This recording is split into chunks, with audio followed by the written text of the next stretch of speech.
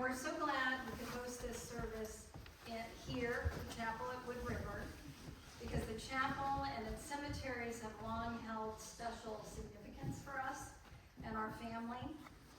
Mom and Charles' grandfather, Frank Wilcox, was actually a founding member of the board for these cemeteries back in 1895. And since then, a family member has always remained on the board. And the Wilcox family plot actually is located, where are we? Across the road in that cemetery over there. And actually, I'm not sure whether this is true, but my father claims, Dad, yes, my father claims, I want you to hear this part.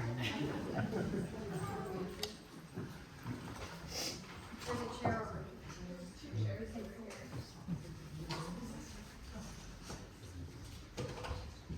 Thank you, everyone. Go ahead. So my father claims that my mother told him soon after they met that she could get him a nice burial plot for cheap. Thank you. Well, that was really what sealed the whole marriage. I'm going to turn it over to my cousin Ray in a moment, but I have two program changes actually.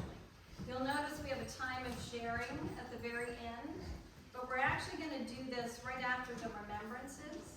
So no obligation, but if someone has a little story they want to share, a memory of Ruth or Charles, you can feel free to stand. We'll come back up and recognize people. So let's do that then. And then you all have probably noticed there are some copies, not quite enough for everyone, but some copies of Amazing Grace for anybody who wants to sing along. And now I will turn it over to Ray. And thank you all so much for coming. My dad, Charles, Raymond Charles Vars, and Ruth, who's a big brother, and I think it's sort of amazing. They grew up so close together, and in the end, here we are together sharing their memories as they passed within essentially a month of each other, which is pretty amazing. But growing up, I thought of Ruth dearly, so close, coming to visit the place where they grew up, right around the corner here in Westerly, as kids, playing in Wilcox Park, going sledding and skating, just a couple miles further, I guess is it east, Quaniquintag, the beach house, Quani. They grew up swimming, playing tennis, all sorts of things, outdoor activities, and that's what I remember as a kid coming with my mom, Rita, and with my dad, my brothers, to visit with Caroline and Deborah and Ruth and Uncle Jim, all getting together at Quani. So thank you so much for joining us here, and it's really special for me to be back in a place that was so meaningful to my father growing up before he moved out west, and we all grew up in Oregon. But it's great to be back here, and I appreciate you all coming and his memory roots. So with that, scripture. Bill, I think it's your turn.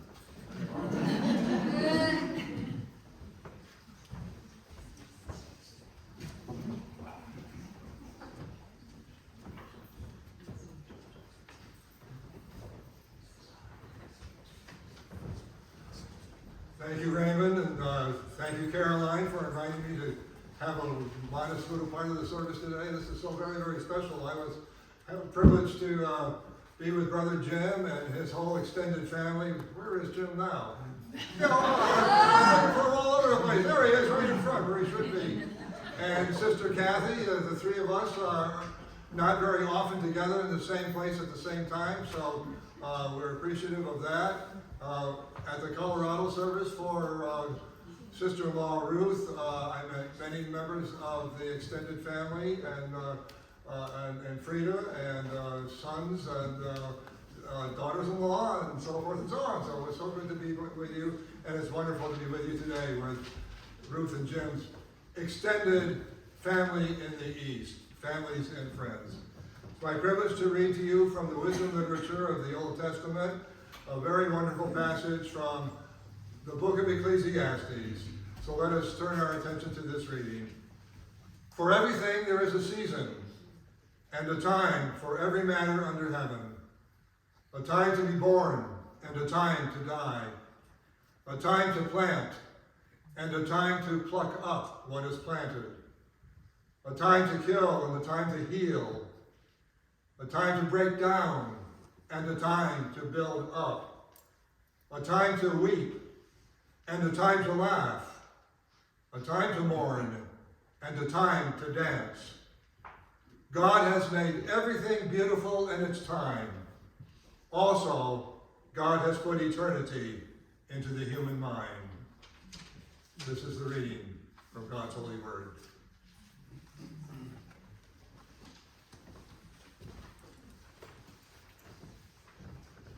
For anyone who wants to sing along, Amazing Grace.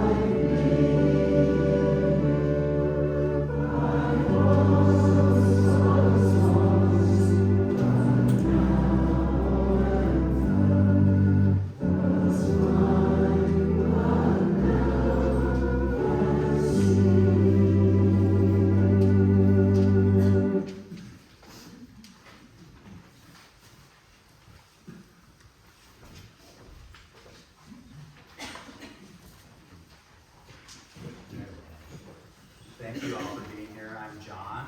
I'm Charles Vars' youngest son, and I feel grateful to be here, like Ray was saying, here in near where Ruth and my dad grew up. Ruth was very important to my dad all of his life. She was beloved, and we felt very, very close to her as well. Though we didn't see that side of our family as often as we'd like, living all the way back in Oregon. He always loved, and I feel like most of you knew Ruth very well and maybe didn't know my dad, so I have to present him a little bit here. A very long and meaningful life. Very proud to be his son. And I know that he was proud to be his own parents' son. That's something that he spoke about often, how he grew up in Westerly and felt very connected to the community there because of his parents' civic, the responsibility they took upon themselves to be really active and giving members of the community. And I think though my dad moved away from the East Coast and went out west, first to Colorado, Ruth followed him there eventually, and then later to Oregon,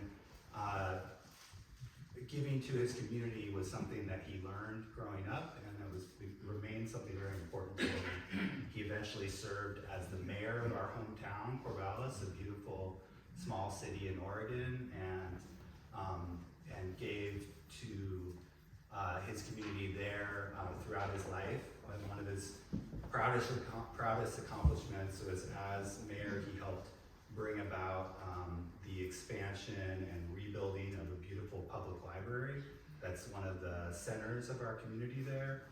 And I think in part that was such a proud moment for him, because he worked on it with my mom, was very involved in the campaign to build that library. And also, of course, he loved books. He loved learning. He went on to get his PhD and became a professor of economics. And that was one of his loves, was reading, and the life of the mind was very important to him. I think he sort of looked up to his sister. I don't know if he was actually as sharp as Ruth, because she was an incredible mind herself, and he always appreciated connecting with her. One of my memories of Rhode Island growing up was learning to swim, lie on my back in the warm waters of the Atlantic. Unfortunately, I'm from the Pacific side. It's very, very cold. But my dad, probably because of his years visiting Quanticontog and spending summers there, he bought a small beach house in Oregon that we all grew up visiting as kids, and I think a lot of my love of nature comes from having that experience of being there. And it was kind of a small, not very fancy house, but it stood on these cliffs overlooking the Pacific Ocean with incredible views both to the north and to the south. And I think that spoke to his appreciation of good value and cost and benefit analysis, where it's like you could give up having a big master bedroom or a comfortable bathroom if you had an incredible view of nature. And he kind of passed that on to us.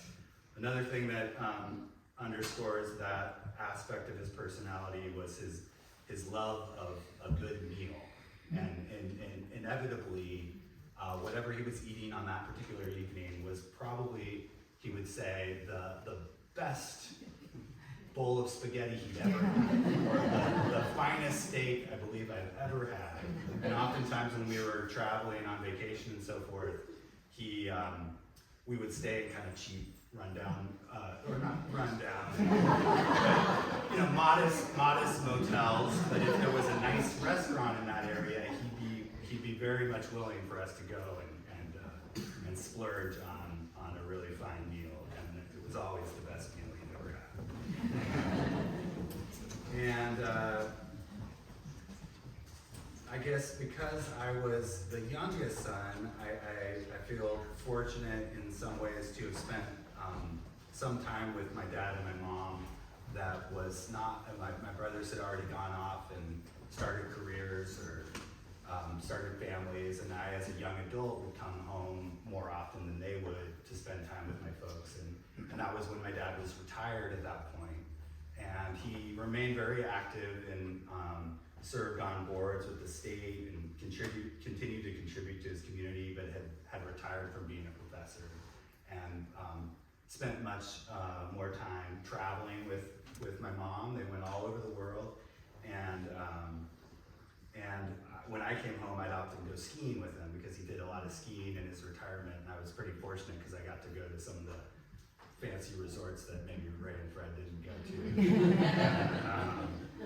And I feel grateful for that. That was one of the great gifts that he gave to us, although he was very much sort of an intellectual and focused on learning and the life of the mind, he managed to give to us a real appreciation for wild places and beautiful natural world, and that's something that's been extremely important to me.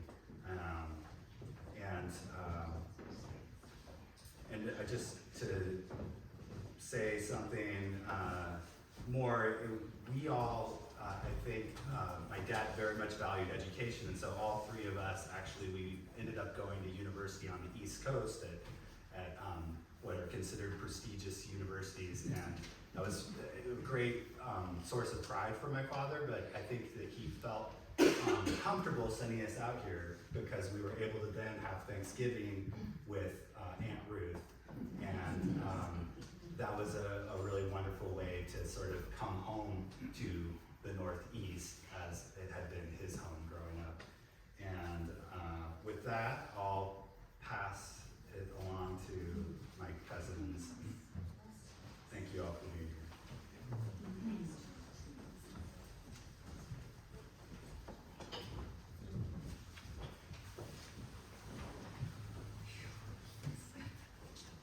I need a drink. It's just water. I didn't answer any about you. No, really exciting. Thought Claire might do a dance. There it is. It's kind of hip hop.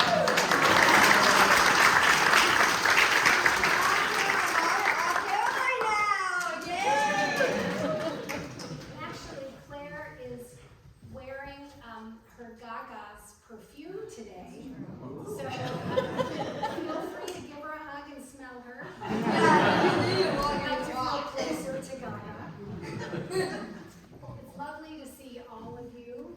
We thought we might have to bring in some extra chairs. Thank you. And we did. Thank you all so much for coming.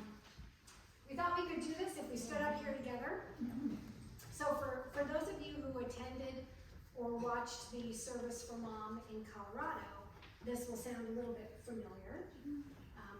Familiar to me. Your dad, Julian, spoke for us, kindly delivered this then because we didn't feel like we could really do it, but we think we can manage it today. We just can't do it with British accents. But many of you know that Mom absolutely loved clever wordplay. So we came up with, we have to look this up, we came up with an acrostic verse of her name as the framework for this remembrance, and we think that she would approve. So Ruth, R-U-T-H. The R stands for radiant, U for uncommon, T for thoughtful or a trickster, and H, of course, for heart. So radiant. Upon hearing she had died, several people told us Ruth lit up every space she was in. She had an incredible sense of enthusiasm and wonder. She was never cynical. She always radiated positivity. And we've seen a number of double rainbows since Mom passed away. The first one, actually, Kate, her daughter Kate, noticed right out the hospital window when Mom died. And it was incredible to see that. And we think she was telling us, it's okay. You're going to be okay. I'm okay. And we have a beautiful picture of that. And then I think, Dad, was it a week later, or 2 weeks later? There was an amazing, exact Friday night at the same time, there was a double rainbow over your house. And it was raining, and you came outside, and Kate came out of our house and took a picture of you waving with the double rainbow over. So she's out working her magic in the universe. She also always looked radiant, classy, put together. We've tried. She gave me. She wore, in Colorado, she wore a lot of fleeces, beautiful jewel colors, and she had amazing necklaces to go with them.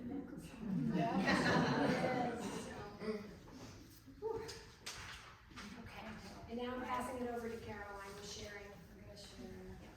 So uncommon or unique. Mom attended Mount Holyoke College. There are a few of you here who knew her from then. The first of the 7 sister colleges, and hers was also the first class of uncommon women, class of 1961. And that is actually how Mount Holyoke graduates still describe themselves, as uncommon. And Mom was thrilled that Deborah and I both went to Mount Holyoke, and she actually had her brother Charles to thank for her attendance. He was 2 years older, as you heard, and he had traveled to Mount Holyoke as part of a fraternity initiation ritual. He had to measure the steps leading up to the library in bra lengths. And he said the women he met there were very nice, and the campus was very pretty. And Aunt Frida, I'm sure there were other shenanigans while he was there, but we don't know anything about that. And Mom loved learning, just like her brother, always. She was a valedictorian of her high school class, and she worked so hard at Mount Holyoke studying chemistry, and then at Harvard, where she earned a master's degree in teaching. She read voraciously until the very end, often 4 books at a time. And she could keep them all straight. Never knew how she could do that. And she often seemed, we were thinking about this the other day, she often seemed a little ahead of her time in terms of what she read and the topics that she was interested in. And we were glad because she would kind of brief us as she was reading, and I'd think, okay, I don't have to read that book now. She would fill us in. Books. We have many books we haven't read. Yes. She was always trying to improve and grow, to be a better person. She found quotes she liked and saved them on sticky notes all over the house, a lot of them on her desk, using them to motivate her to do her best each day.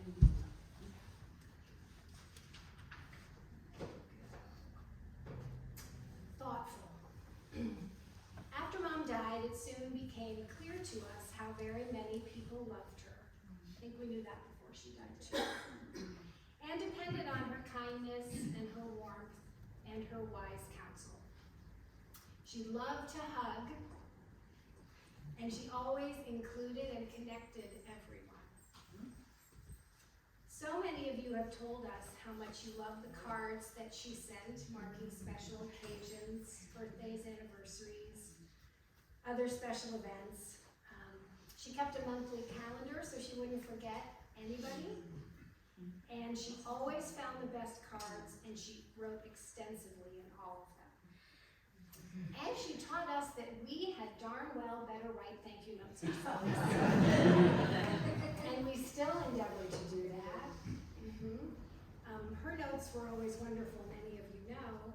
Always detailed, upbeat, lots of exclamation points, lots of underlining of important words.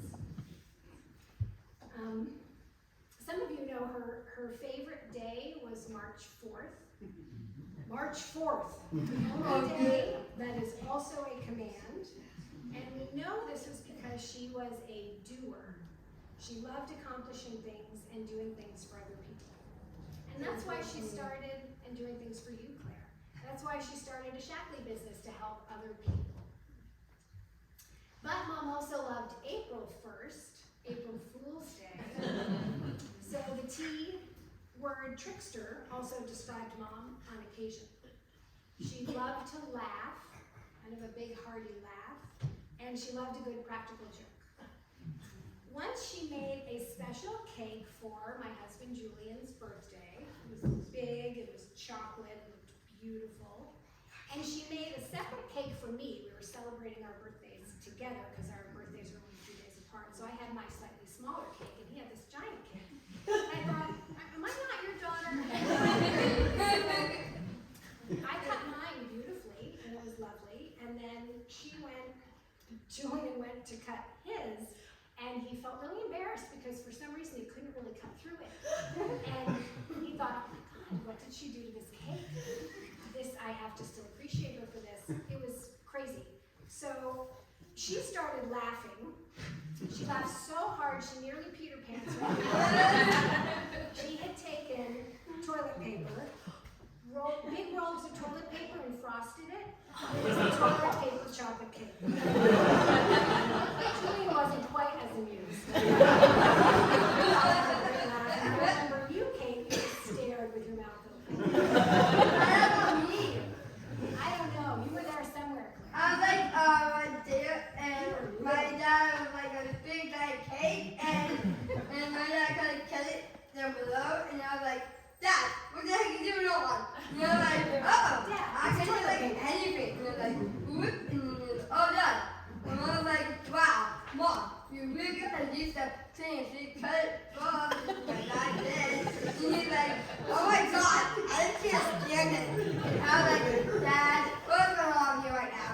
And Papa said, wow, that's really good. Dad, yay! Back to you. Okay. And then lastly, heart. Mom had a lot of heart. She loved hearts. She had many heart-shaped talismans around the house. Kate counted at least 24. Many of you probably had a small heart-shaped stone she gave you. And when she was talking to you, you really felt like you were the only person in the room with her. She would grab onto both of your shoulders, look you in the eye, tell you how proud of you she was, how strong you were, what a good person you were, and she really knew when you needed to hear it. She was incredibly proud of her family, her beloved children and grandchildren, her nieces and nephews, her brother Charles, and of course Dad. She felt she learned a great deal from all of us, and she never failed to make all of us really feel special. And we miss Mom so very much. We wanted more time with her. But we imagine she is moving with lightning speed. She was a fast driver. That guy got so good. Lightning speed out in the universe, spreading joy and hope everywhere. And she likes me more than ever. I like Bobby and Gaga like a lot. I remember when I went to Disneyland with Papa and Gaga, and I have that with them there. I like going to the Peter Pan ride, like the teacups. It's really exciting to me. Papa and Gaga there. We really cute and Papa. But everywhere who comes to this day, they make me much joy and love it. Very nice.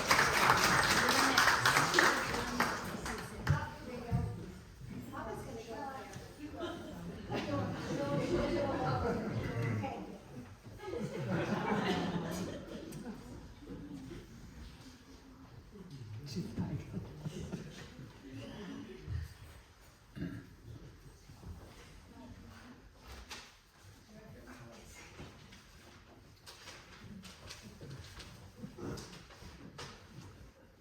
I didn't know I was going to have an assistant.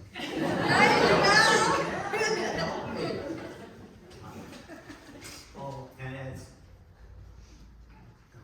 Caroline and Deborah have said, and the others, thank you so much for coming to celebrate the lives of Ruth and Charles, really two amazing people, and to be here at the chapel at Wood River. I met Ruth in 1964, and we were married in 1965, and we're married for 58 years.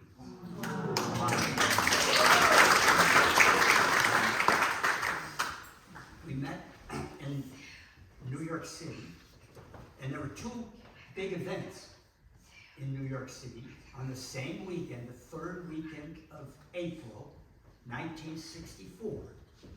One event was the opening of the New York World's Fair that weekend.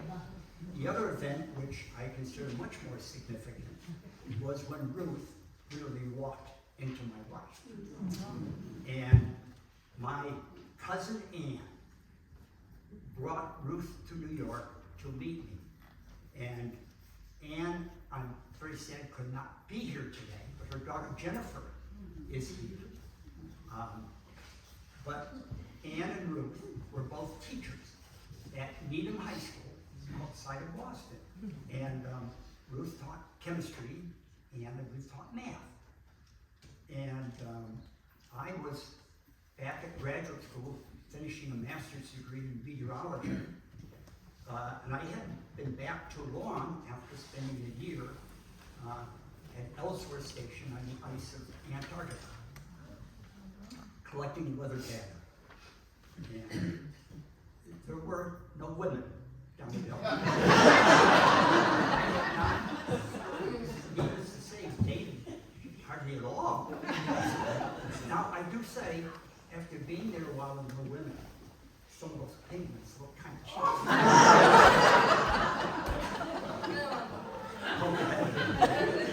But I just can never, and this is for Jennifer and Kellyanne, never could thank Ann enough for bringing Ruth into my life. I don't sometimes think what my life would have been like without Ann. Without Ann introducing me to Ruth. And you know, and I agree. People say it takes time, you know, when you meet somebody. Is this the one for me? Is this the one I'd like to spend my life with? And that certainly is true. I would say from the time Ruth walked in the door to my apartment and looked at her, it was a good 10 minutes. Well, maybe. That I knew that was the one. And thank heavens, apparently when afterwards and she and Ann talked, Ann said, well, you know, what'd you think of my cousin Jim?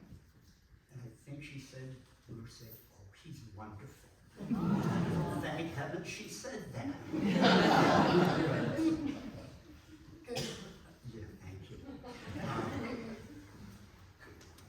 In the summer in 1964, this was April, she came down and we went out to the World's Fair. I should just, you maybe heard it before, but I should mention one other thing about the World's Fair, about Ruth.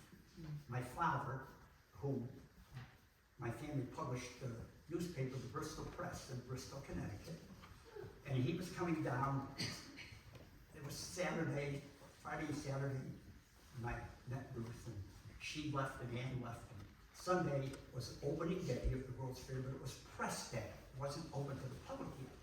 My father could come because in the business, and he said, Jim, we'll take the train down and meet at Grand Central and go out to the World's Fair. So I met him and we did. So I couldn't stop talking about Ruth. And he was excited because he knew I hadn't dated many girls. So, and being a newspaper, oh, what's her name? Where did she grow up? What did she do? So we are in line out at the World's Fair somewhere. And he knew the people who published the other newspapers. They had meetings all the time. So he spotted a guy named George Utter, who was the co-publisher of the Westerly Sun, where Ruth grew up. And he said, my father was a big guy with a big voice. George, get over here. He said, George, I want you to meet my son, Jim. So he said, oh, hi, Jim. I said, hi.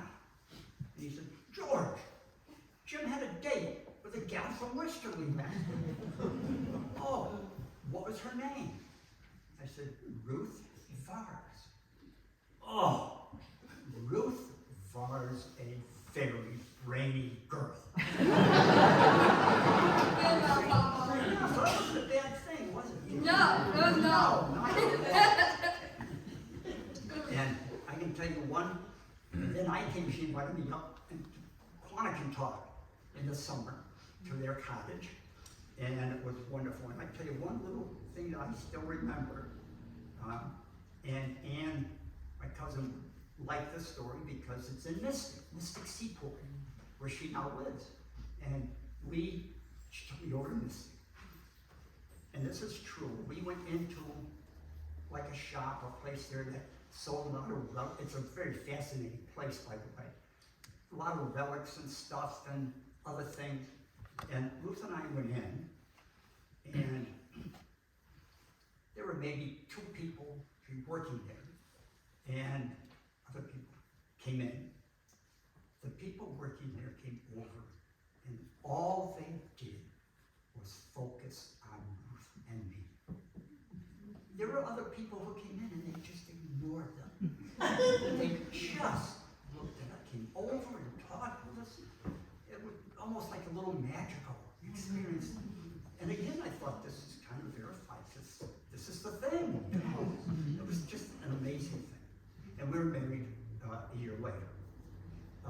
Ruth then left teaching to raise a family and her two wonderful daughters, Caroline and Deborah. And now we have two wonderful granddaughters. But one thing she did fairly early was start a business. And again, she was really a little ahead of her time. It was with a company called Shackley, and this was in the early 1970s. And the reason she found out about Shackley was she was looking for natural, environmentally safe cleaning products. And maybe not many people thought of that back in those days. Right. So she, started using the product, and they were wonderful. And then she talked to other people. So then it was a direct marketing company, and she started building a business. And I received so many cards from people after she passed away, saying how important she was in their lives, how much, they just couldn't do things without her. So after a while, I left my job as a research meteorologist. I worked with a very low satellite data. It's amazing what they can do now with satellites. We just had pictures, So then I joined her in the business, and we worked together for so many years. And we had built a very good income that had many wonderful reward trips. First one we went to was Acapulco, Mexico. And then we went about 4 times to Hawaii, to Alaska, to Europe. I think the last one was to Japan and Hong Kong. And one little thing I can tell you, these were mostly to conferences, and then we traveled in addition. But there was one time when we earned a trip anywhere. So we selected Davos, Switzerland to go ski. Deborah was able to come with. Caroline was at Mount Holy, still upset that she couldn't. But it was just wonderful. And the people here, you will appreciate it. They said then, if you want to check ski conditions or where you're going, you could call Swiss Air. We flew on Swiss Air. So I called them about a week before. I said, we're going to Davos, or in a week or 2. How are the ski conditions? And they said, oh, the ski conditions are wonderful. Oh, good. And then I said, oh, how will the weather be? She said, excuse me, sir. Compared to skiing in New England, it will be warm and wonderful. So that's the way it is. And as Deborah, Caroline mentioned, Ruth always sent cards to people. She wrote wonderful cards. Never forgot something, They said birthdays, anniversaries, and right up till she passed away, always wrote notes. And again, so many people wrote notes back and said how much they missed her sending them notes. And one woman, a very lucky woman we knew in Boston, who then moved down to Nashville, and she wrote a note, and Ruth had passed away in June. Her birthday was in August. And she said she actually cried at her birthday because she did not get a card from Ruth. And she was also involved in so many things other than business. We lived 30 years in Acton, Massachusetts. And she was very active at St. Matthew's United Methodist Church on different committees. And I think once we maybe were slowing down a little bit, and they said, we got to get them active again. So they said, we're going to have our 25th anniversary. We'll ask Ruth and Jim to be the chair people, which they did. And Ruth, of course, said, sure, we'll do that. And And it was a wonderful experience because we met people who started the church. And it was a very new church. It started in the 1960s. And then a very moving experience. The church was built where the fellowship hall was also the sanctuary, which is a very good idea. But then we decided it was time to actually have a sanctuary. And it was an incredible project in the 1990s, a very moving experience because we were both part of that. And it was like $1 million project or something, and it was beautiful. And when it was completed, I actually believe that Deborah and Julian, when they got married, if you were not the first, you were close to it, but they may have been the first couple married in that new sanctuary. That was beautiful. And then we moved to, out to Colorado during the spring, and very active for 15 years at the First United Methodist Church. Ruth did a lot of work in the hospitality committee, and she, for the first time, we set up a name tags, and Ruth would be the one who made all the name tags for people. They'd go to her, she was the go-to person.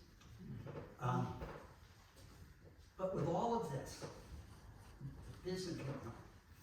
She had many, many medical problems, concerns, that she managed, and it didn't really slow her down. In her 50s, she was diagnosed with breast cancer and had a mastectomy.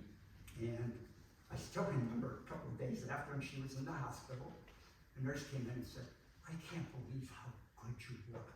And she said, "You know what? I saw you when they wheeled you out of the operating room. You even looked good then." And as a matter of fact, when we first went to the oncologist, they'd done a mammogram out in Concord Hospital, but he said, "You go to Boston."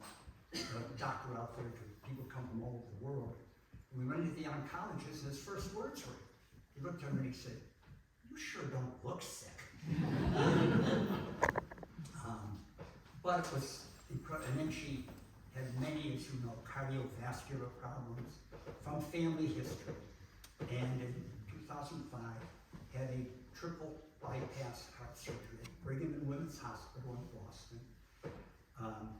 And I really, truly think all of the natural food supplements that we've been taking for years, which actually helped save her life for years.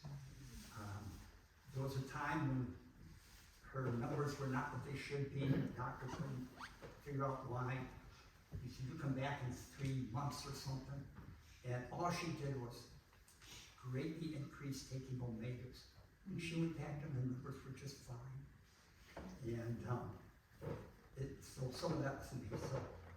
So what happened was then we had moved from Acton down to Quantico. We made the cottage into a house. It was wonderful. We lived there 5 years.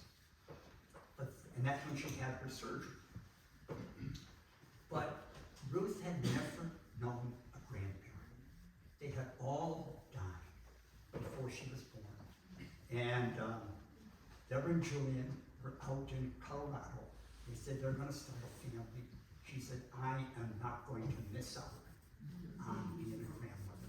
So that's when we decided to move to Colorado. Not just 2 little stories. Of course, another typical Ruth. When we were building the house down in Quantico, we had, on our business, did a lot of printing, and there was a print shop over in Concord that Ruth used to go to all the time. So we were having something printed. She went, there was a box of stuff completed, they gave it to her. It was in the winter. And of course he said, "Hey, we can help you carry that out." "Oh no, I don't need help." She inherited that from her mother, by the way. She went out and slipped on the step and fell. And the stuff went all over. She managed to crawl around, pick it up, put it in the car, drive home, and she said, "Oh, does my leg hurt?" So we went to an urgent care, that place they had, in Acton. And they took an x-ray and he said, it's not what you wanted to hear. She has broken her leg. The tibia. That leg was broken. So we went into New England Baptist Hospital, actually where she had a mastectomy. And we're in the room, it's like an emergency room. But they x-rayed him, all sorts of things, and going to put a cast on. So it was a very good looking young doctor. And she was sitting there, and he was putting the cast, and then a second doctor came out, another good looking young guy, and he was a resident or an intern. And he had watched hip surgeries, but he'd never seen anybody put on a cast. So he wanted to learn how to do it. So they're both down there on their knees, putting the cast on, and the nurse standing behind. She folds her arms, kind of rolls her eyes and looks at me. It says, should we feel sorry for her? Here she is, sitting here, being served by two handsome young doctors with big knees.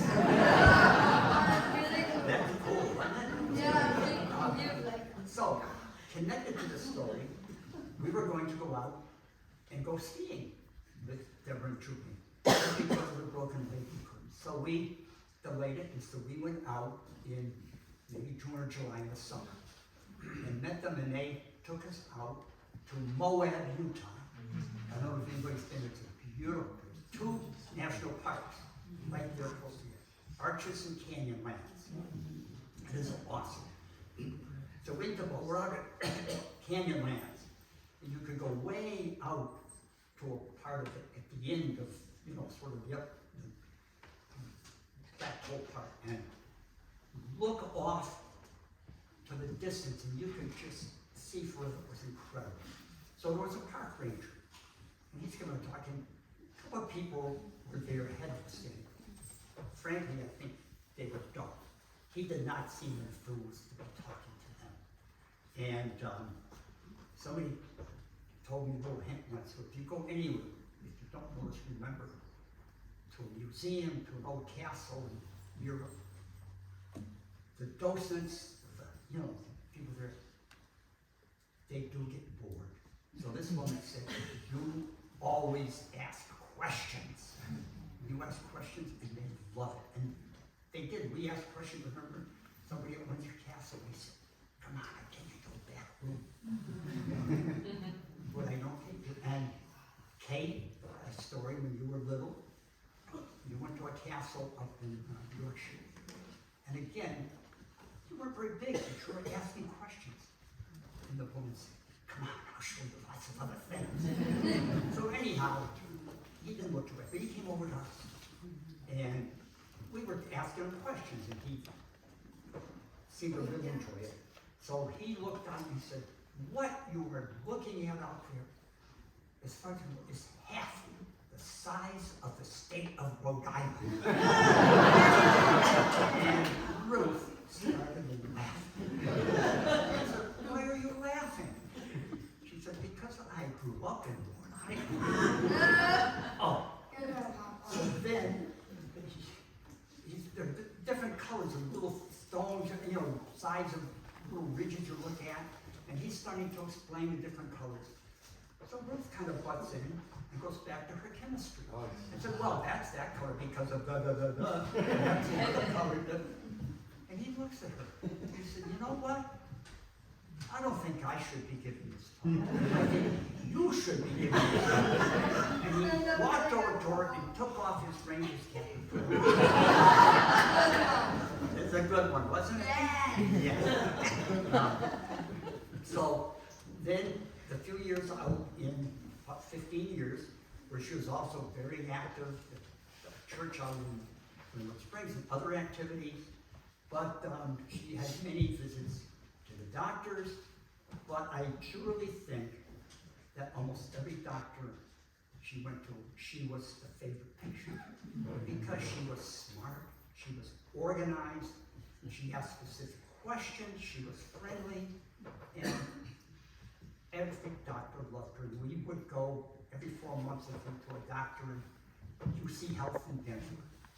And Ruth went there because of cholesterol. She inherited high cholesterol from both parents. And this woman loved Ruth. And we'd go in and she'd hug Ruth and start talking, do some medical stuff first, and then sort of keep talking. And almost every time we were there, eventually there'd be a knock on the door. And the nurse would say, "Doctor, you have another patient." She'd say, "Oh, okay, I'll get right out." Then she'd go right back to talking.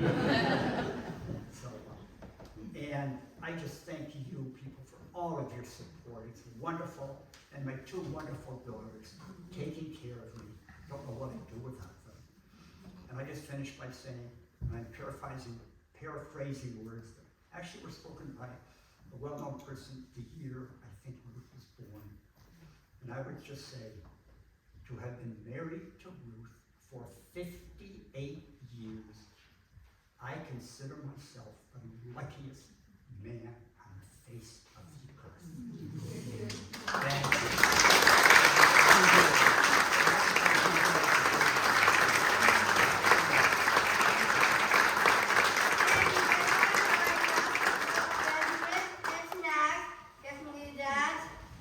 Not quite yet.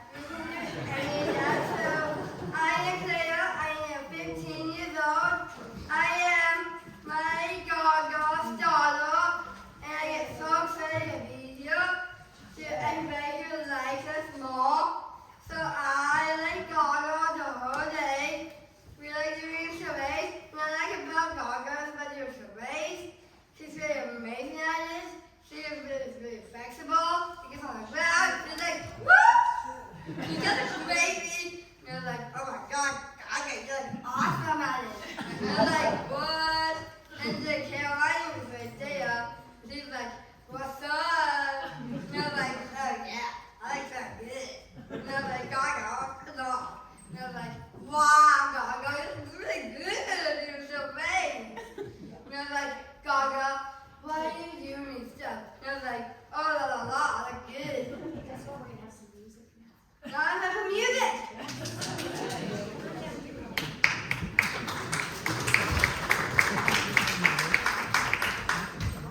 Another program change because our wonderful musician, Peter, our organist, has to leave at 3. He's going to play on Eagle's Wings, then we will do our time of shame.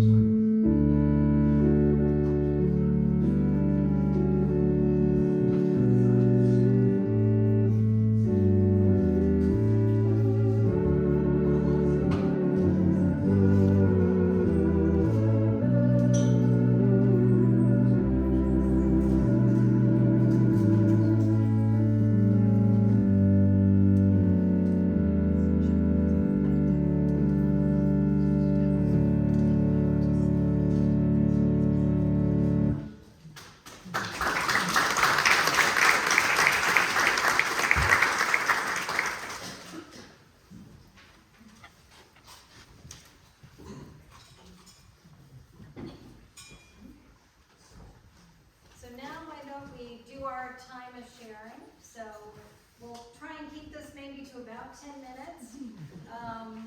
So anyone who would like to say a few words, recount a memory, anything about Ruth or Charles?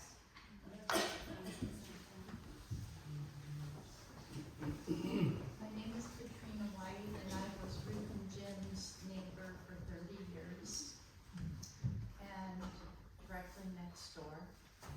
And there were some difficult times in our childhood where my father died of cancer and my mother had a brain aneurysm in the same month. And Ruth and Jim, they became our parents. And they would drive us to the hospital to see our parents every day. They created I don't know what you would call it, but they raised a lot of money for us because my father was unemployed and my mother couldn't work anymore. They truly, truly became my mom and my dad that I knew after this is when I was 17. And they took me out of high school and put me into college for some President Reagan plan. And they were able to extend financial help from the government to our family because of all of those things that they knew about and we didn't. And we had, they organized 3 meals a day for us 4 children for over a year. And they were just the most wonderful people.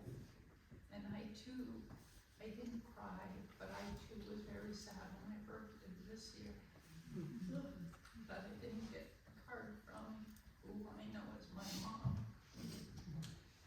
My mom is still alive, but she's not the same person that she was.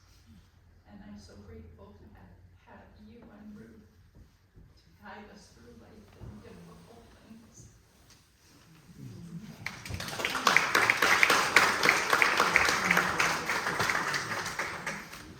I'm Deidre Sarr. Good afternoon. Ruth and Jim and I met at our church in Acton, and shortly thereafter, Ruth recruited me into the chocolate business. We had such fun together. To tell you how organized this woman was.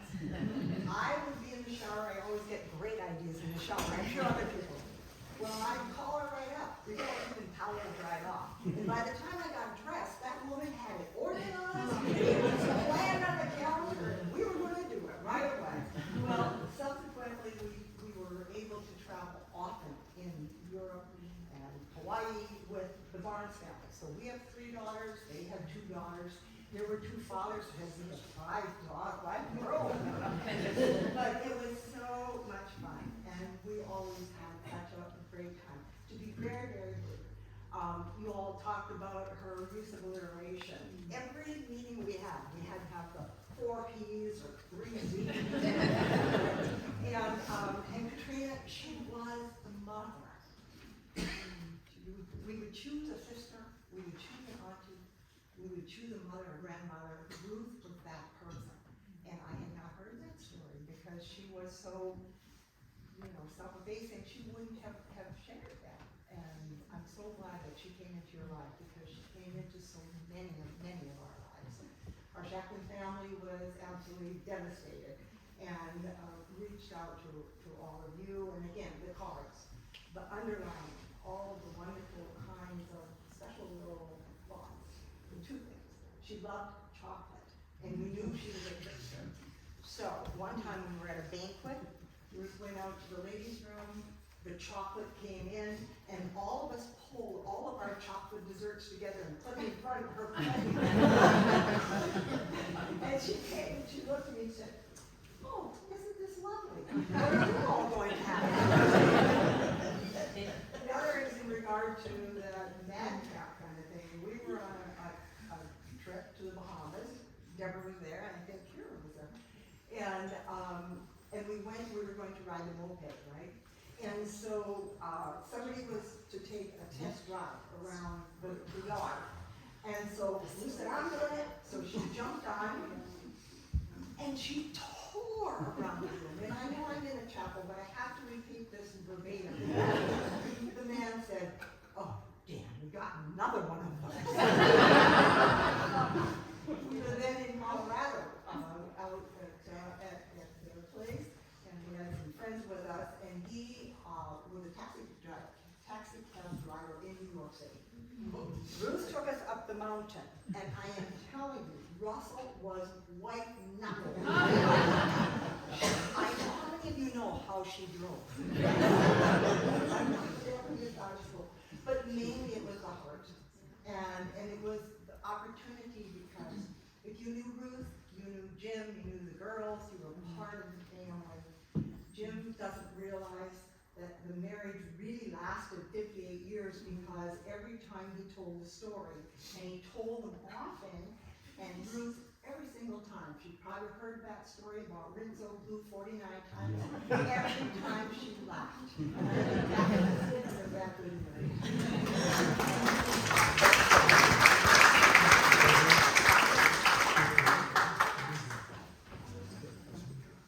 Wonderful to see everybody here.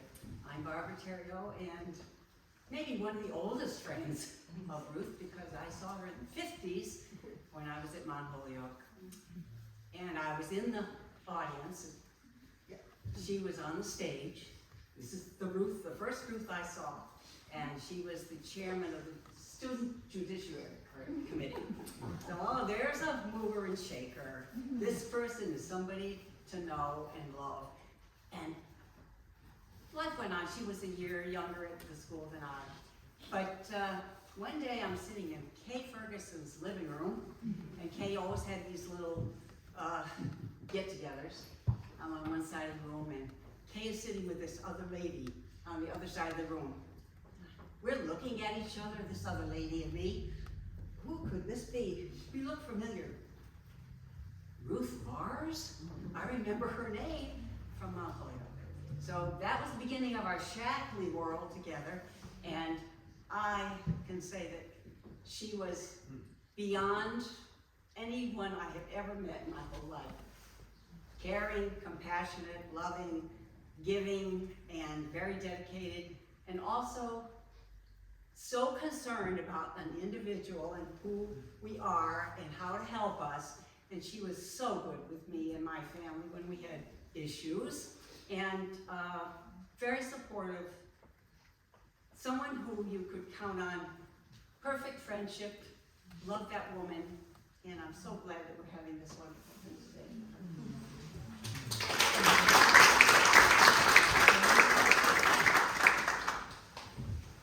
I'm Joan Cass, and I am a member of that first uncommon group of women at Mount Holyoke College.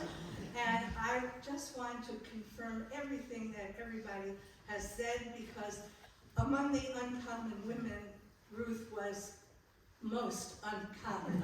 And I had an extraordinary opportunity to really get to know her. She was also the president of our class. And she was a force in every way that everybody has talked about. But I had the most wonderful opportunity to really get to know her well, because we went to Harvard Graduate School of Education together, along with her previous roommate, Judy Ashworth, and a year where we were all learning how to teach. We were in different fields. Ruth was chemistry, I was French, Judy was elementary school, but we spent a year learning how to be teachers, learning about learning, having the most wonderful conversations. She was a little bossy about how my housekeeping around the apartment. She was very orderly. We got to meet Jim. My husband and I got to meet Jim during that time. I was a little surprised when Ruth said she was going to leave teaching, because she was a superb teacher. But as you've said, she was ahead of her time. She really was concerned about the environment, and we all know what she did afterwards. We all at Holyoke admired her, respected her, and loved her. And we never forgot, and I can hear it today, her laughing, as she was running around, as everybody was talking about. She really was a force. And I think she has left her impression on everybody who knew her. She was the most uncommon of the uncommon women at Holyoke.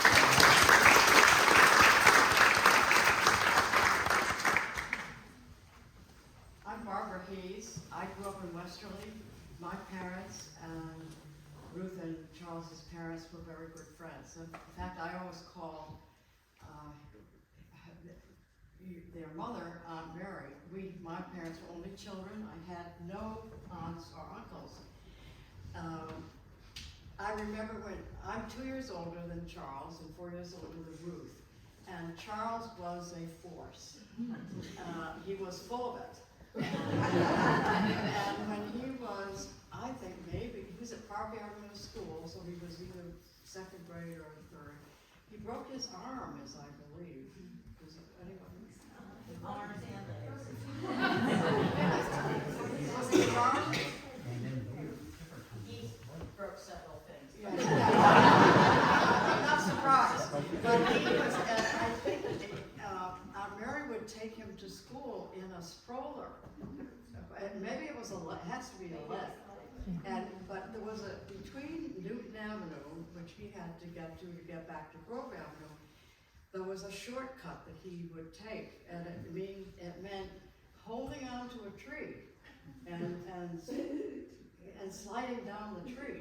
And he was doing that with his arm in a cast.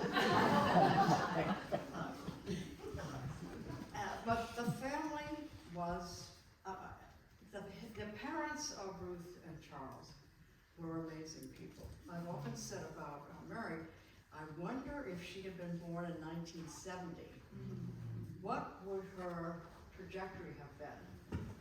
Because she was also a force. And of course, the women died very early in their lives. But I have just a very short thing to say about Ruth, and I think it, also ends in summing up. Before she met Jim, and Jim, this was very lucky for you, because she was at Harvard graduate school at that time of education, and we met for lunch one day. She said she'd been dating this guy, and she thought he was pretty nice, but he really didn't seem to be that interested. And she said, my mother said to me, Ruth, this builds character. And Ruth said to me, I think I already have one. I said to her, yes, you do. And I have repeated this story. So, but I can just see her saying to Ruth, her mother saying to her, Ruth, this builds character. And I loved her comment, I think I already have enough.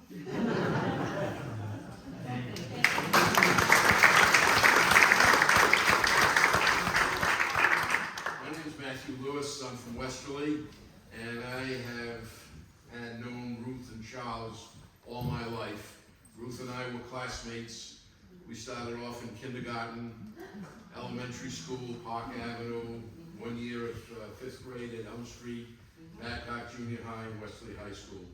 So we were very, very close. Charles was 2 years ahead of me. He was in my sister Donna's class.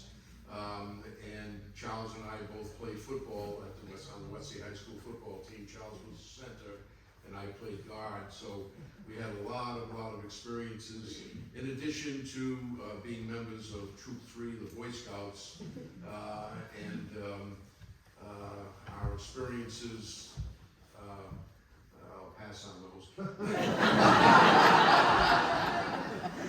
But we had wonderful times together, and we lived about 3 blocks away from the Varses, and my sister and I and 6 other children, we had like a gang that we would stop at everybody's house in the morning, pick them up, continue on to school. By the time we got to Park Avenue School, as Barbara mentioned, we probably had, I think, 18 kids. That shortcut that you're talking about for Charles, I remember that. Grove Avenue went up, instead of going up Wickland Avenue on the street, we would take this rocky, full tree road, and I remember when Charles hurt himself. But we had some great times, and I remember Charles, when he turned 16, I believe he was driving a 1948 Buick sedan with a shift on the floor. And as soon as he turned 16, the YMCA in Westerly did not have a swimming pool, and we used the swimming pool in Norwich, Connecticut. And Charles would drive probably 6 of us over to the swimming pool in Norwich. On the way back, we would stop at then, which is the Dewdrop Inn, which is now One Appetito on the Stonington Road. And you know, for 10 cents, you got a piece of pie and a scoop of ice cream. So we had our times. Many times, the 4 of us, my sister Donna, Charles, Ruth, and I, on stormy days after school, if we didn't have anything else, we would go to the library, because the library was just across the park from the Vars' home. And Donna and Ruth would go upstairs and sit there and read and study. Charlie and I would go downstairs, because they had a little gym with a basketball court at that time, and he and I would shoot baskets. So, you know, when we got home, our respective parents, you know, say, "Oh, you had a wonderful afternoon after school, you went studying and everything else." "Oh, yes, Mom. Oh, yes, Mom." So it was great. But I really miss him, and, you know, I see that picture of Charlie with the kind of the grin on his face. And, he was tough, but he was a nice guy, a nice young man. And Ruth and I mean, we just had so many experiences together.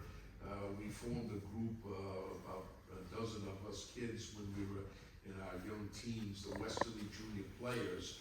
One of our friends, Candy McNeil, her parents owned the laundromat down on Industrial Drive, and we would practice there, and we would put on plays Saturday night. And, you know, I mean, the things that, you know, you wouldn't think of doing. And when Jim and Ruth moved back to Wanacatog, you know, it was nice. We got together, and they built that house, and it was beautiful. And I was so sorry to see him go, but as people have mentioned, you know, every time, holiday time, you know, in with a Christmas card or the holiday card, you know, you got a note from Ruth about what was going on with the family, and it was just so nice. And but I'm happy to be here, and I'm sorry that we're celebrating in this fashion, but they'll never be forgotten.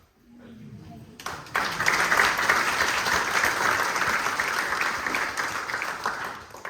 So now, I think we'll do our poem.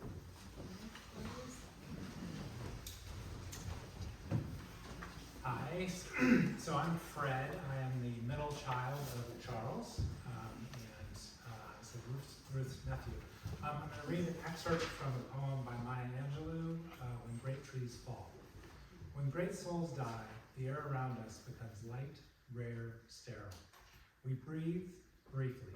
Our eyes briefly see with a hurtful clarity.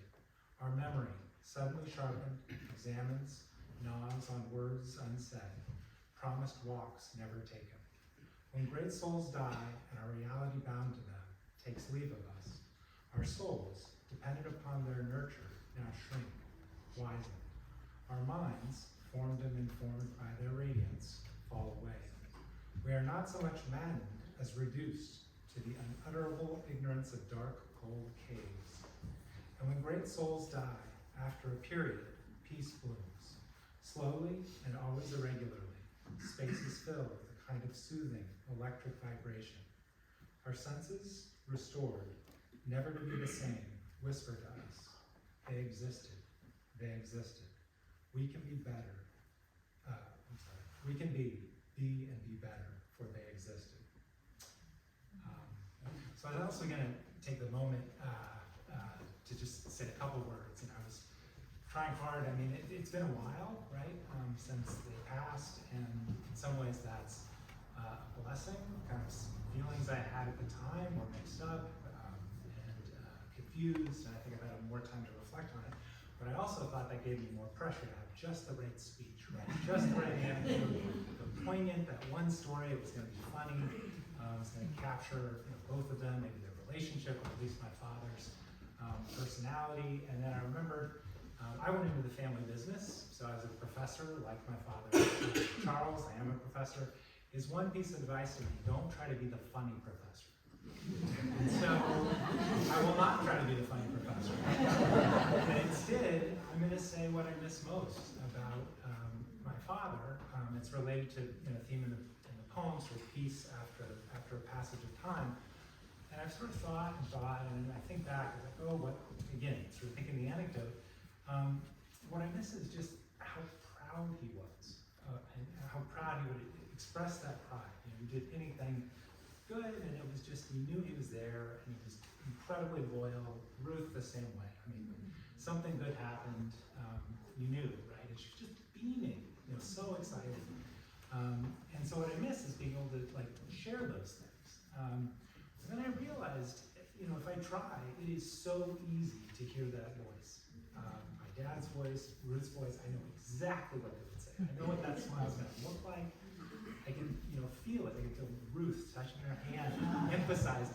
And so, they're gone, and that's what I miss, but that's also the easiest thing, because it was so unwavering while they were alive, and we felt it so many times, you just feel it again. And so they're gone, but we carry them, and I know we carry them with us. Probably all of us in here remember those voices, and so that's what I'll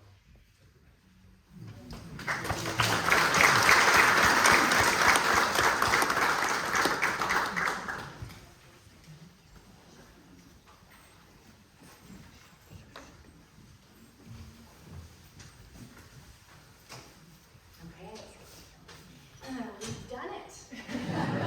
Again. We thank you all so much for coming all this way to be here together. And I think what Fred has said is so beautiful, that perhaps we've all felt a bit of Ruth and Charles's energy while we've been here together and shared stories. Thank you all for sharing. And feel free to share more with Dad, particularly afterwards, when we can have some food and be together. It is comforting, Caroline and I thought, to think of Ruth and Charles being together, being out there in the universe. Kate's making me cry. Looking down on us and cheering us on, and helping us be brave as we move forward. So please join us for some refreshments in the community room, just that way. Claire had one little piece of advice that we think Gaga would have shared. Do you remember what that is? Oh yeah, so do this game called charades. She's really good at this. Yeah. Take your lemon. Take your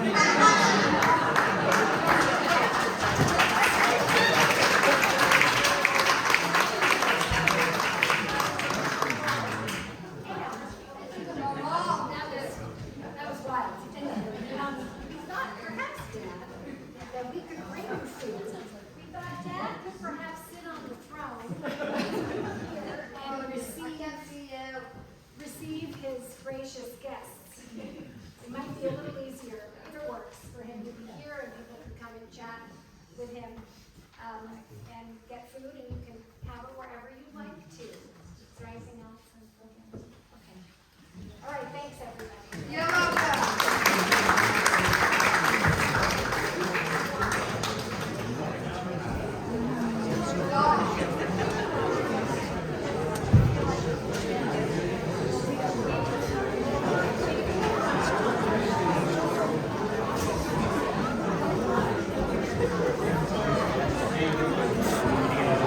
I'm probably good. Hopefully it's actually working.